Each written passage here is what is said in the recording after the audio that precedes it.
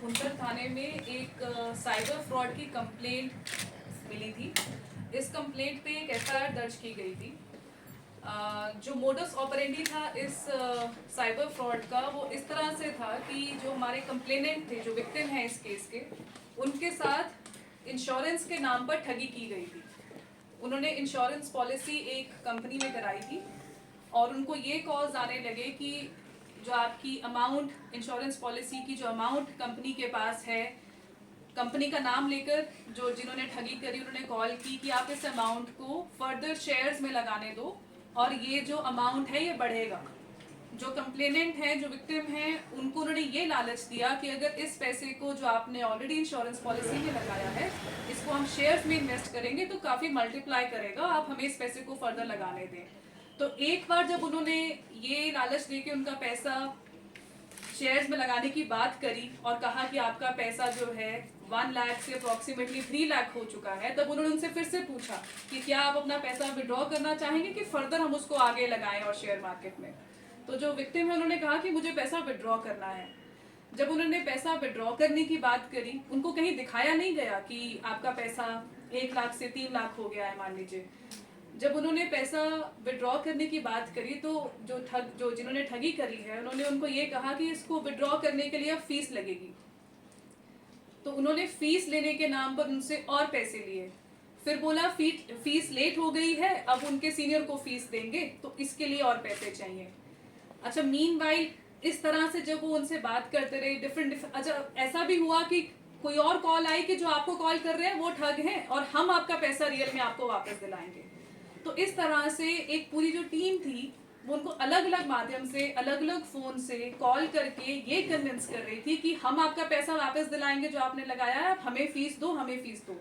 और जो हमारे विक्टिम थे उन्होंने अपनी जितनी भी सेविंग्स थी, अपना पैसा विड्रॉ कराने के लिए जितनी भी सेविंग्स थी वो उसमें सारी लगा दी।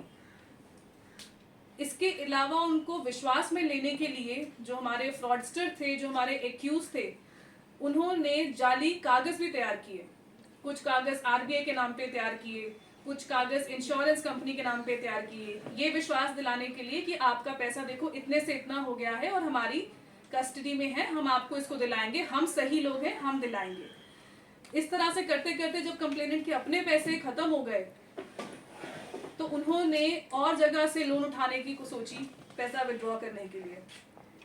जब फ्रॉडस्टर्स को पता लगा कि वो लोन उठा रहे हैं तो लोन के नाम पे भी ठगी पैरेलली स्टार्ट हो गई। इस तरह से उन्होंने अपने जानकार, अपने पैसे मिलाकर टोटल 4.5 करोड़ के करीब जो पैसा है जो ये ठग कर रहे थे उनके साथ साइबर फ्रॉड का, उनको दे दिए। और हमारी पुलिस टीम जो है इस केस के तय तक जाने के लिए, इसके एक्यूज को पता करने के लिए काफ़ी समय से मेहनत कर रही थी।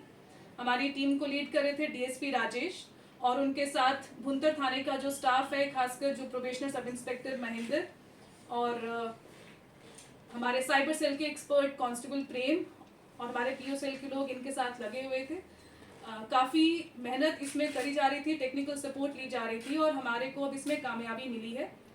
हमारी टीम ने इस केस के एक्यूज के जो तार हैं, जो लिंक्स हैं, वो अलग अलग जो हमारे स्टेट्स हैं, चाहे वो पंजाब, हरियाणा, यूपी, वहाँ तक जोड़े।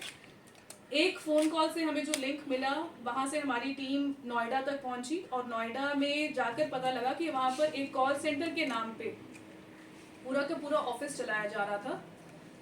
वहाँ पे जब रेड की गई तो काफ़ी सस्पेक्ट चीज़ें वहाँ से मिली हैं जो हमने आज आपको यहाँ पर देखी हैं। डिफरेंट बोर्ड्स भी थे।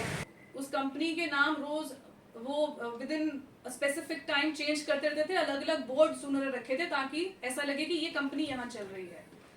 वहाँ से ये सब सामान उन्होंने लिया और जो हमारे मेन कॉल, जहाँ से हमारे विक्टिम को कॉल आ रही थी, जो हमारे मेन एक्यूज थे, वो उनको वहाँ पर मिले और हमने 3 लोग इस केस में अरेस्ट किए हैं, जो जिनकी डिटेल्स इस प्रकार से हैं। गोविंद कुमार जो मधुबनी बिहार के रहने वाले हैं, दूसरे नीतीश कुमार वो भी मधुबनी बिहार से है और तीसरा पंकज वर्मा वो भी बिहार से हैं।